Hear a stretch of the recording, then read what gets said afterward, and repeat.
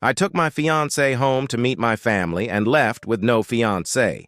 I, 30F, got engaged in March of this year to E, 31M, that I had been dating for the last 3 years.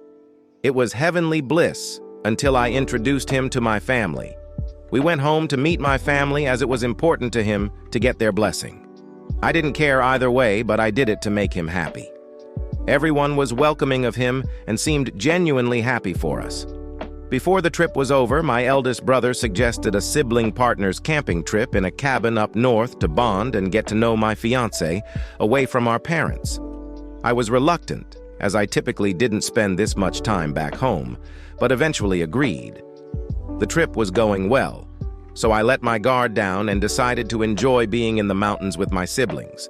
However, the day before the trip was over, everything changed. My sister and her husband were on their 17th argument of the day, and it was only 11 a.m. Her husband stormed out, and she stayed there just crying. I don't do well with other people's emotions, so I suggested a hike to clear everyone's heads. My fiancé suggested that U.S. siblings go so that my sister could talk freely if she needed to. I asked if he was sure, and he stated that he'd just check some emails while we were out. Early on the hike, my sister said that she just wanted to go home. I offered to walk her back, but she said she wanted to clear her mind. We continued our hike, and she went back to the cabin. After the hike, my brother and his wife wanted to explore, but I just wanted to shower, so I headed back to the cabin.